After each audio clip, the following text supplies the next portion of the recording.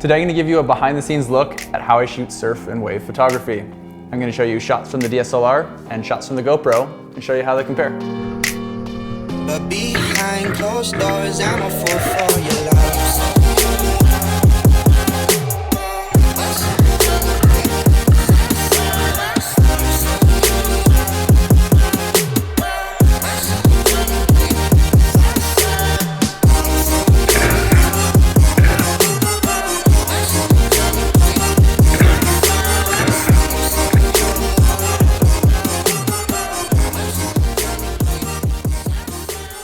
So the very first time I ever shot waves was about 6 years ago. All I wanted to do was get one photo. I just wanted to get my camera inside a barrel. What I did was put my camera in, it was a Nikon D300, and I put it in a Ziploc bag essentially, and swam out into some 5-foot surf. Got a photo. Wouldn't call it spectacular, but it was kind of a gateway to wanting to shoot more. From there, had a housing built for my next Nikon, the D800, and ended up shooting more surf, but then ended up getting into some underwater stuff as well. Turtles, and in Hawaii there's these beautiful eagle rays that are super rare. But yeah, that's where my love for underwater photography just started. So, hoping to get some more today, just shooting with the GoPro. Maybe some slow motion video. We'll see how it goes. I'm waiting for probably mid-afternoon to see if these clouds can burn off. And we'll get some clear skies. Makes the wave photos that much better.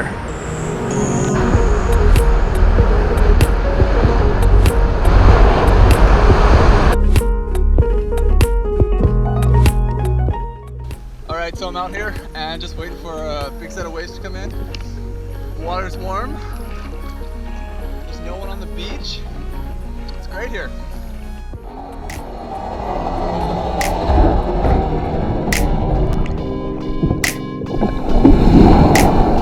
But behind closed doors, I'm a fool for your love.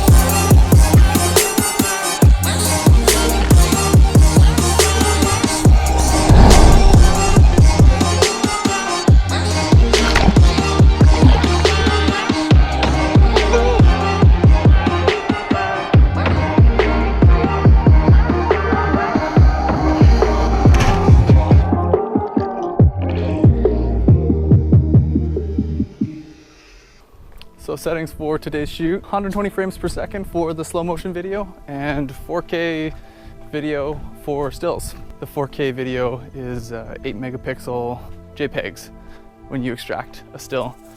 I have a whole tutorial on that subject. I'll leave it in the link below the video if you want to learn more, but that's basically how I shoot still photos now at 30 frames per second on the GoPro.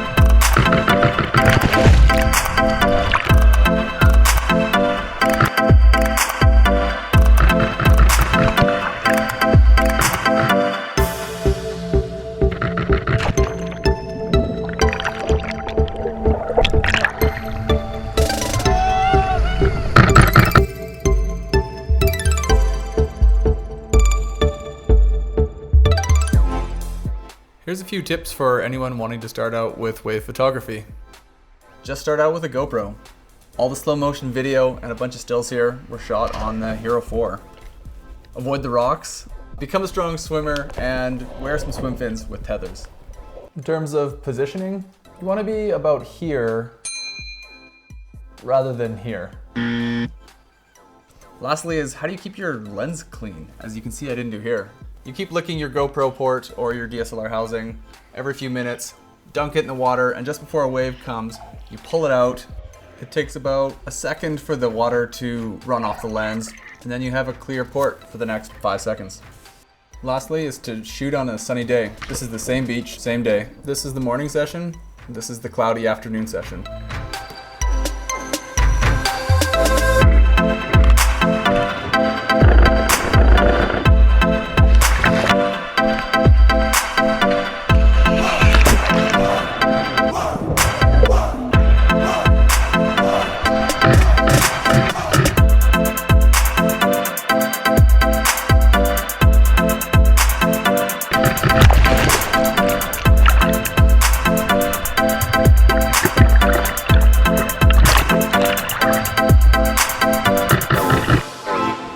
Enhance.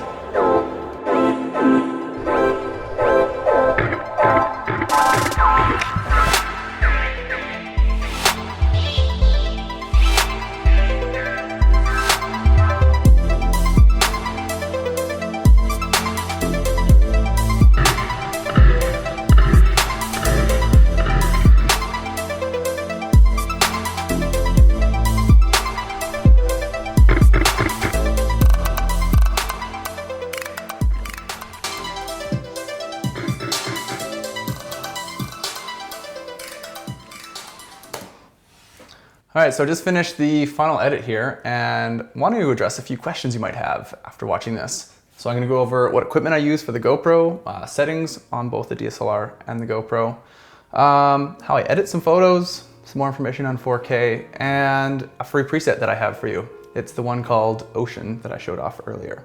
Let's do it. Okay, so let's talk about a few things. First off, I brought my equipment out to show you kind of what I use. These are the Defin Pro models with tethers. For the GoPro, this is a Knekt dome port and trigger. And I use this, this secures to your wrist as well. Use this whenever I'm shooting GoPro underwater in the waves, and it's amazing because it allows you just like a single finger to start and stop the videos, burst mode, stills. The dome port is unreal in that it will kind of get you to an under-over shot with the waves. I only had this on my very last trip, so I didn't get to try it out too much, but I did use it quite a bit shooting turtles in Hawaii. Second bit of equipment is the SPL housing. This is the Big Daddy. This is what most of the stills that you saw that said RAW or D800 files were shot on. And you can hear there that the GoPro was just on top of it while I was getting ready to shoot. All right, so how do the files compare from a full frame DSLR versus a GoPro? Well, probably a lot closer than you might think. I have two photos here that were shot at the exact same time. And can you tell which one is which, really? This is your GoPro shot, before and after, as well as the Nikon shot, before and after. So editing makes a pretty big difference here, and if you know what you're doing and you're shooting in lots of sunlight, that's where GoPros do really, really well. The reason I like to shoot 4K is because you can use it as a video, you can extract the 8 megapixel still. You have lots of options for multimedia purposes when you're gonna throw your stuff on Instagram or Facebook. In terms of quality of prints, maybe I'll play a video here of this guy.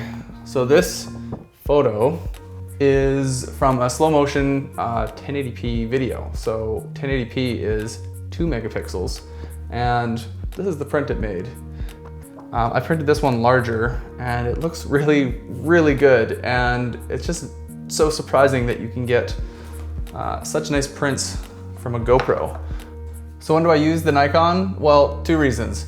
One is when you need the absolute best image quality possible. So whether you're shooting for a magazine or you're a professional surf photographer, this is where you want the full frame or the crop frame sensor.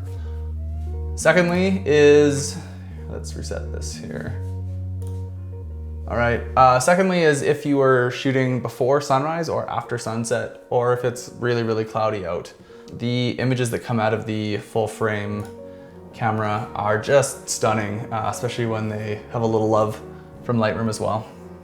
Camera settings for the DSLR and the GoPro, I'm actually just going to throw them up here. I could talk for days about how to adjust this and that on each camera, but if you're interested and you're gonna shoot some surf photography, take a peek. Okay, presets. So this is really where your images come to life. I'll show you the before and after in some of these, and Blue Crush. Editing your photo properly will make so much more of a difference than upgrading a lens or upgrading to the next camera body. You just learn how to do this. And this was a few years ago, but this is what the waves look like from the beach. Okay, here's the image for, let's reset this. This is the image that shows off the ocean preset. This one I'm going to include free. If you click the link in the description below, it'll take you to the website. It'll show you a tutorial. It'll show you how to adjust the preset and a few other things I'm gonna include in there. So this is called Ocean. It's pretty vibrant and it's one of my favorites. I always try it first when I'm editing any type of ocean photography or any image with a lot of blues and greens. Thanks so much for watching. I hope you enjoyed this. I had a ton of fun putting this together. If you have any questions, put them in the comments below and I'll answer every single one. I'm gonna have a whole bunch more videos coming out in the future. Some on underwater photography, some on how to shoot waterfalls, some on long exposures. So if you'd like to see that, give it a thumbs up and subscribe to my channel. Take care.